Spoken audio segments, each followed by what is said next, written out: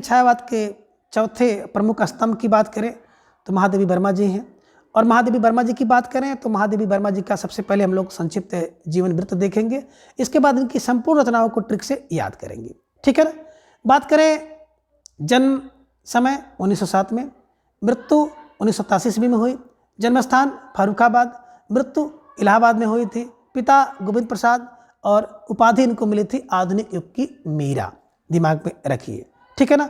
अब देखिए महादेवी क्या है, बोले सर महादेवी तो 7 है। 7 कब तक है, बोले 87 तक है, 87 तक। तो महादेवी वर्मा का जन्म 7 में हुआ, 7 है कब तक, 87 तक। 87 तक मतलब 1987 में इनका मृत्यु हुआ। तो देवी दे 7 कब दे, बोले 87 तक। ठीक है ना। 70 तक सिलेक्शन तक।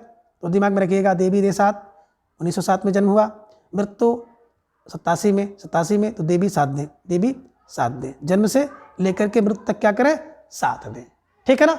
जन्म के समय 7 दें 1907 में, मृत्यु में 7 दें, कौन, 87 है ना। देवी मतलब महादेवी वर्मा जी का जन्म हुआ। स्थान फर्रुखाबाद में, मृत्यु इलाहाबाद में, पिता गोविंद प्रसाद दे और आधुनिक युग की मीरा कहा जाता है। ठीक है ना। अब इनके बारे में आप लोग जानते होंगे ना कि कई पीढ़ियों के बाद जो है इनके यहाँ बेटी का जन्म होता है देवी माँ की कृपा से, इसलिए इनका नाम महादेवी वर्मा रखा गया है। इसे भी दिमाग में रखते चलिएगा। ठीक है ना। चलिए बात करें महादेवी वर्मा को हिंदी के विशाल मंदिर की बीड़ा पाणी कहा जाता है। ठीक है ना। अगर हिंदी विशाल मंदिर है तो उस विशाल मंदिर की बीड़ा पाणी, बीड़ा है पानी में जिसके वह अर्थात सरस्वती। ठीक है ना। तो दिमाग में रखिएगा कि अगर हिंदी विशाल मंदिर है तो उस मंदिर की बीड़ा पाणी माने सरस्वती कौन है, बता दीजिए भैया, महादेवी वर्मा है।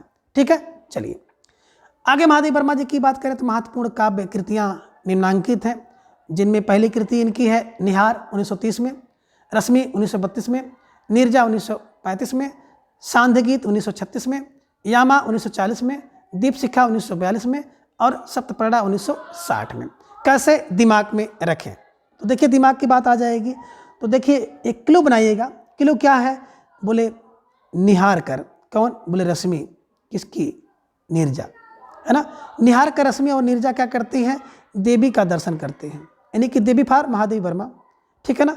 तो निहार कर रश्मि और नीरजा किसका, देवी दर्शन करते हैं। देवी दर्शन माने महादेवी वर्मा जी की रचनाएं हैं। कौन, निहार रश्मि नीरजा, निहार रश्मि नीरजा, निहार कर रश्मि और नीरजा देवी का दर्शन करते हैं। पहली बात। दूसरी बात है क्या है कि संध्या में, संध्या की यामा माने बेला कर लीजिएगा, बेला समय में। तो संध्या की यामा में कौन, दीप कौन, बोले सप्त जलाते हैं। ठीक है ना। कौन, देवी के लिए। तो दिमाग में रख लीजिएगा, है ना। तो क्या होता है कि देवी की बात आती है तो सर निहार करके रश्मि और नीरजा देवी का दर्शन करती हैं और संध्या के समय क्या करती हैं, संध्या की यामा में दीप सप्त जलाती हैं, दीप सप्त जलाती हैं। संध्या की यामा में दीप सप्त जलाती हैं, संध्या की यामा में दीप सप्त जलाती हैं। ये दिमाग में रखिएगा। तो निहार कर, निहार फार निहार, रश्मि फार रश्मि, कब, रश्मि और नीरजा देवी का दर्शन करती हैं। तो सबसे पहले निहार 1930 में, रश्मि 1932 में और नीरजा 1935 में। ठीक है ना। संध्या के यामा में क्या करती हैं, दीप को, है ना, दीप सप्त जलाती हैं। तो संध्या माने सांध्य गीत, यामा माने यामा, दीप शिखा, दीप माने दीप शिखा और सप्त माने सप्तपर्णा। ठीक है। ऐसे दिमाग में रख लीजिएगा।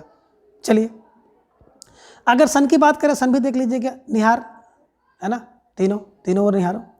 32 रश्मि है, नीरजा 35 की है, संध्या 36 है, यामा 40 है, दीप शिखा 42 और सप्तपर्णा 60। ठीक है। चलिए आगे मोटी मोटी बात आप देख लीजिएगा कि महादेवी वर्मा की जो कृति है यामा में उनके निहार, रश्मि, नीरजा और सांध्य गीत के जो महत्वपूर्ण गीतों का संकलन है और यामा पर इनको क्या मिला है, भारतीय ज्ञानपीठ पुरस्कार भी मिल चुका है। ठीक है ना। तो इसे भी दिमाग में रख लीजिएगा। ठीक है। चलिए आगे बात करते हैं महादेवी वर्मा की जो रचना है सप्तपर्णा में ऋग्वेद के जो मंत्रों का हिंदी में काव्य अनुवाद किया गया है। तो सप्तपर्णा ऋग्वेद के मंत्रों का काव्य अनुवाद है। ठीक है। आगे देखिए बता रहे हैं कि अयोध्या सिंह उपाध्याय हरिऔध ने क्या किया था, महादेवी जी का प्रथम जो काव्य संग्रह है निहार, तो निहार की भूमिका 1930 में किसने लिखा था, महादेवी वर्मा की हरिऔध जी ने। तो हरि ने क्या किया, निहार की पहली बार भूमिका लिखी थी, अयोध्या सिंह उपाध्याय हरिऔध ने। इसे भी दिमाग में रख लीजिएगा। महादेव वर्मा जी की बात करें तो महादेव वर्मा की ब्रज भाषा और आरंभिक खड़ी बोली की कविताओं का जो संकलन है 1984 में प्रथम आयाम शीर्षक से किया गया था। तो प्रथम आयाम शीर्षक से दिमाग में रखिएगा कि ब्रजवाली और आरंभिक खड़ी बोली की जो कविता का संकलन था वो 1984 में प्रथम आयाम शीर्षक से प्रकाशित किया गया था। इसे भी दिमाग में रख लीजिएगा।